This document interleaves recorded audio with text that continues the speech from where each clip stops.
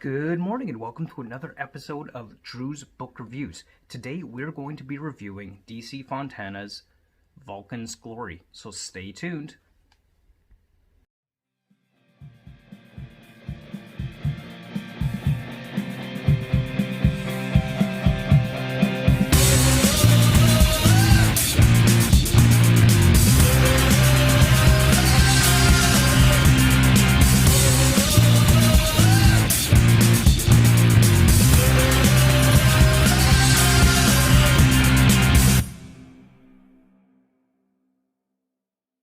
Alright, so Vulcans Glory by D.C.Fontana.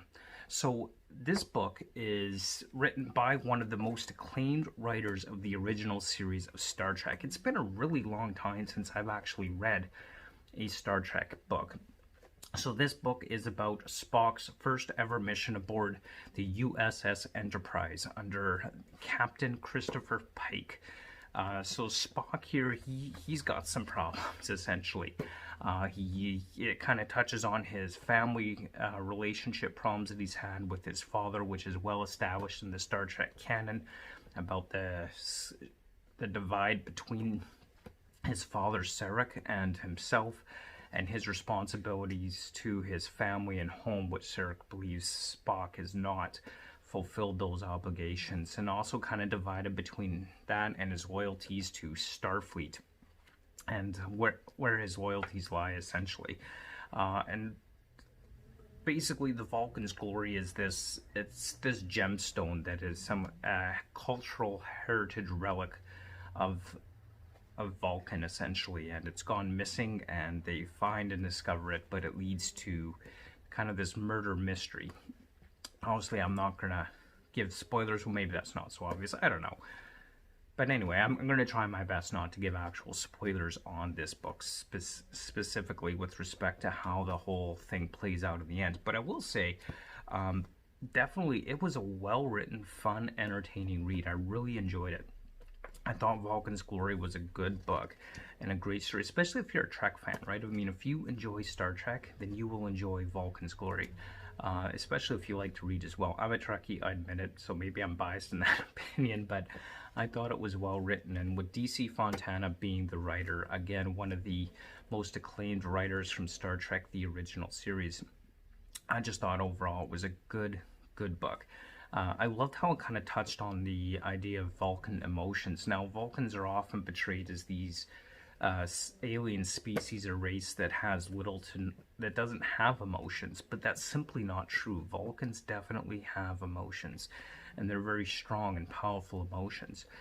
However, the Vulcan culture has learned to basically subdue or suppress those emotions, but as we could see, Spock within this book, he kind of struggles between his Vulcan heritage and his human heritage with respect to how those emotions are expressed, controlled, and maintained. And this really comes to a head as Spock finds himself basically torn between the love for one woman, or one Vulcan woman, and the one he's supposed to marry back home, and how that all plays into the critical role of this storyline and this whole Vulcan's Glory and the Emerald and everything else connected to that. So overall, I thought it was a really well-written book, seeing that kind of aspect of Vulcan and Spock particularly, and how his loyalties are torn between both sides of his unique heritage, being half Vulcan and half human. And just, I really enjoyed it all around. Like, I thought it was a good, enjoyable read, a good book, and a good conflicting contrast between both sides, both in terms of his genetics and biology, but also in terms of the two cultures that he's a product of, human and Vulcan culture. And definitely, if you are a Star Trek fan, if you enjoy the Trek books and all that goes with it, I would absolutely recommend this to you.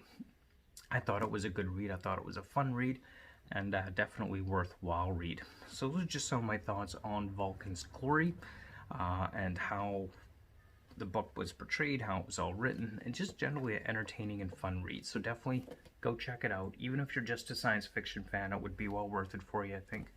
Even if you're not a Trek fan specifically, just a sci-fi book fan. Good book, check it out. Those are just some of my thoughts. So there you have it. And thanks again, as always, for watching. I hope you enjoyed this review. And as always, don't forget to like, comment, and subscribe.